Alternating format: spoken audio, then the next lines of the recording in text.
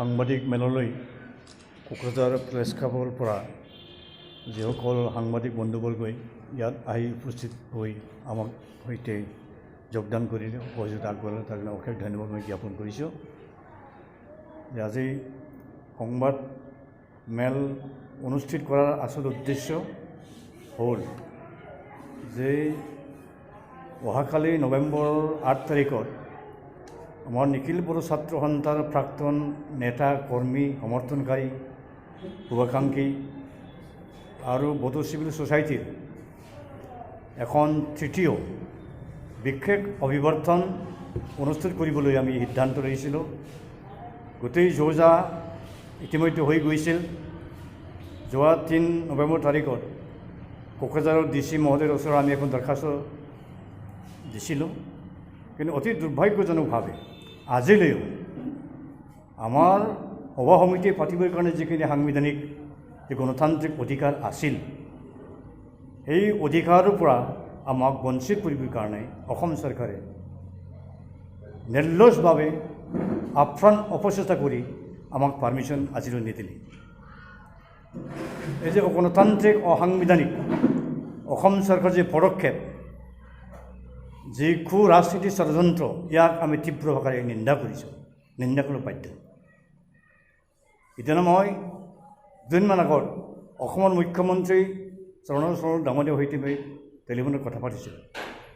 তেখেতক মই বুজাই কৈছিলোঁ যে আমাৰ সভাত কেৱল 50 বা 60-70 জন মানুহ হ'ব, আৰু COVID-19 যিখিনি ছ'চিয়েল ডিষ্টেঞ্চিং মেইনটেইন কৰিবলগীয়া দায়িত্ব আছে আমি ষ্ট্ৰিক্টলি মেইনটেইন কৰিম, আৰু আমি হলতহে মাইক ব্যৱহাৰ কৰিম।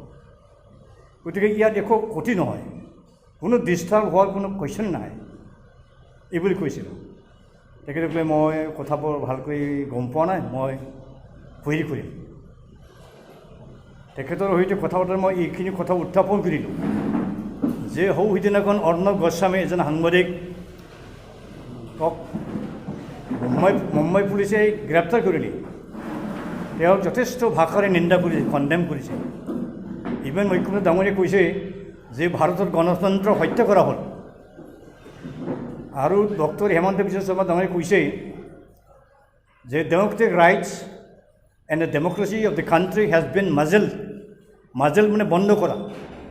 যে আমি যে 50-60জনীয়া মানুহৰ কাৰণে এটা বিশেষ অভিৱৰ্তন কৰিব ওলাইছিলোঁ, এই ক্ষেত্ৰত আপোনালোকে কিয় আমাক পাৰ্মিশ্যন নিদিয়ে? এইটো কি গণতন্ত্ৰৰ পূজা নেকি? মই ক'লোঁ আৰু অতি দুখৰ বিষয়।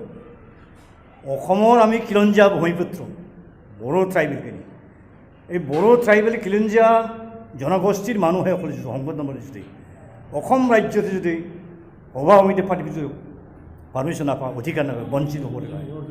কোন দেশত কৰিম? অদ্ভুত আৰু কি, এইটো অসাংবিধানিক।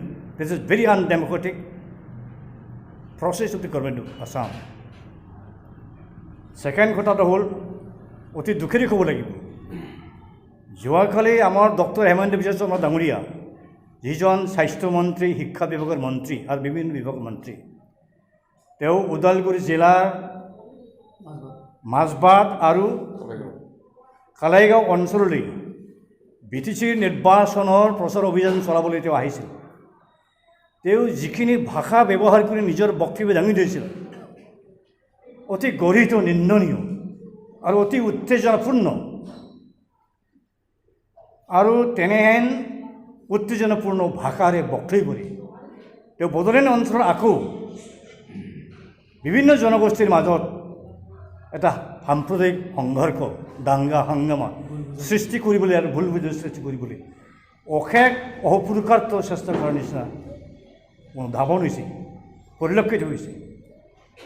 তেখেতৰ সেই অদূৰদৰ্শী যে ৰাজনৈতিক যি চৰিত্ৰ, ইয়াক আমি তীব্ৰভাৱে কণ্ডেম কৰিছোঁ। আৰু অদূৰ ভৱিষ্যতত তেওঁ যাতে বড়োলেণ্ড অঞ্চললৈ আহি এনেধৰণৰ বিভ্ৰান্তিমূলক আৰু উত্তেজনামূলক বক্তব্য দাঙি নধৰে, তেওঁক মই অনুৰোধ জনাইছোঁ।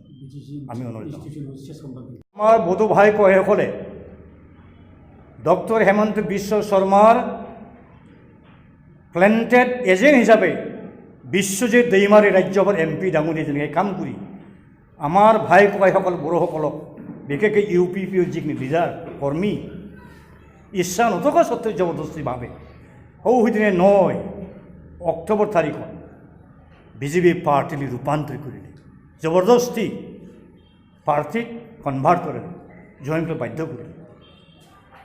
সেয়েহে প্ৰত্যেকজন বড়োসকলক, যিসকলে বিজেপিত ইতিমধ্যে সোমাই গ'ল, তেওঁলোকক অতি সোনকালে বড়ো জাতিৰ বৃহত্তৰ ছাত্ৰৰ খাতিৰত অতি সোনকালে বিজেপি পাৰ্টি ত্যাগ কৰি ওলাই আহিব লাগে। আৰু আজিৰ তাৰিখত তো আমি খবৰ বাধ্য, আগন্তুক 2021 চনত অসম বিধানসভা নিৰ্বাচন হ'বলৈ গৈ আছে। যিকোনো প্ৰকাৰে হ'লেও ডক্টৰ হেমন্ত বিশ্ব শৰ্মাক সমগ্ৰ অসমবাসী ৰাইজ, বিশেষকৈ তেওঁৰ জালুকবাৰী বিধানসভা সমষ্টিৰ বড়ো ট্ৰাইবেল প্ৰমুখ্যে যিমানখিনি খিলঞ্জীয়া মানুহ, প্ৰত্যেক ভোটাৰে তেওঁক ভোট দিয়াৰ পৰা বিৰত থাকিব।